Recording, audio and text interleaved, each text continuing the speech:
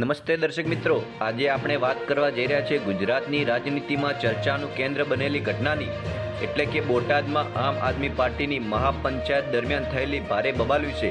નમસ્કાર મિત્રો, આપ જોઈ રહ્યા છો તમારી ન્યૂઝ ચેનલ લોક સમાચાર ગુજરાત અને હું છું રણજીત. પોલીસ અને આમ આદમી પાર્ટીના કાર્યકરો વચ્ચે અથડામણ, ટીયર ગેસ, લાઠીચાર્જ, અટકાયત અને રાજકીય આરોપો. આ આખી ઘટના પાછળનું સત્ય શું છે, ચાલો વિગતે સમજીએ. 12 ઓક્ટોબર 2025ના રોજ બોટાદ જિલ્લાના અડદડ ગામે આમ આદમી પાર્ટી કિસાન મહાપંચાયત યોજવાની જાહેરાત કરી હતી. કાર્યક્રમનું ધ્યેય હતું મિત્રો ખેડૂતોની સમસ્યાઓ પર ચર્ચા કરવી, ખાસ કરીને કપાસના ઓછા ભાવ, એપીએમસી યાર્ડમાં ભ્રષ્ટાચાર, જમીન સંબંધિત વિવાદો અને ખેડૂતોએ આત્મહત્યા કરેલા જેવા ગંભીર મુદ્દાઓ ચર્ચાવાના હતા. પરંતુ સ્થાનિક પ્રશાસને આ પંચાયતને મંજૂરી આપી નહોતી. કાયદો અને વ્યવસ્થાનો ભંગ કરવાનો ભય દર્શાવ્યો હતો. આમ આદમી પાર્ટીએ દાવો કર્યો કે કાર્યક્રમ સંપૂર્ણ શાંતિ રીતે યોજાશે, પરંતુ હકીકતમાં શું બન્યું એ આપ સૌએ જોયું હતું મિત્રો. બપોરે લગભગ 12 વાગે મોટી સંખ્યામાં આમ આદમી પાર્ટીના કાર્યકરો સ્થળ ઉપર પહોંચી ગયા. પોલીસે બેરિકેડ લગાવીને તેમને રોકવાનો પ્રયાસ કર્યો, પણ વાત ધીમે ધીમે ગરમાઈ ગઈ. કાર્યકરોએ નારા લગાવ્યા કે ખેડૂતોને ન્યાય આપો.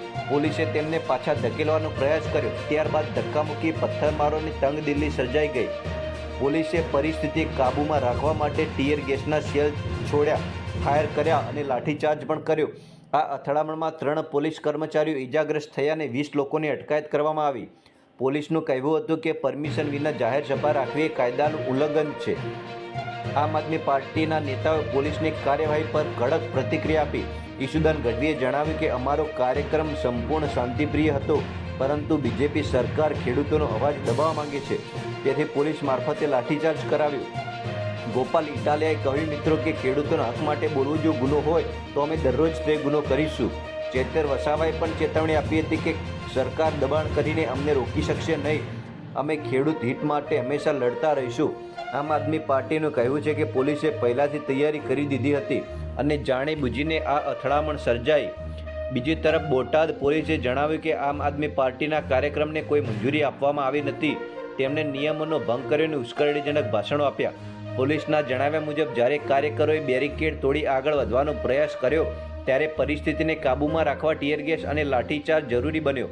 પોલીસનું કહેવું છે કે અમે શાંતિ જાળવવા જરૂરી પગલાં લીધા છે મિત્રો. આ આખી ઘટના ફક્ત રાજકીય મામલો નથી, તે રાજકીય રીતે પણ અત્યંત મહત્વપૂર્ણ છે. આમ આદમી પાર્ટી છેલ્લા અઠવાડિયાથી આદિવાસી અને ખેડૂત વિસ્તારોમાં સક્રિય છે. બીજી તરફ બીજેપી 2027ની ચૂંટણીની તૈયારીઓમાં વ્યસ્ત છે. આ બબાલથી બંને પક્ષોને અલગ અલગ રીતે ફાયદો અને નુકસાન પણ થયું છે. આમ આદમી પાર્ટીને જોવા જઈએ તો ફાયદો થયો છે, ખેડૂતોની સહાનુભૂતિ મળી છે, જ્યારે જોખમ છે કે કાયદો ભંગનો આરોપ એમના ઉપર લાગી આવ્યો છે. બીજેપી માટે ફાયદો થયો છે કે કાયદો અને વ્યવસ્થાનો સંદેશ આપ્યો છે, પરંતુ જોખમ એ છે કે પોલીસે કરેલી ઇન્સાની ટીકા પણ તેમના ઉપર થઈ રહી છે. પોલીસ માટે ફાયદો એ છે કે પરિસ્થિતિ કાબૂમાં રાખી છે, પણ પોલીસની ઇમેજ પર પણ ગંભીર અસર થઈ છે મિત્રો,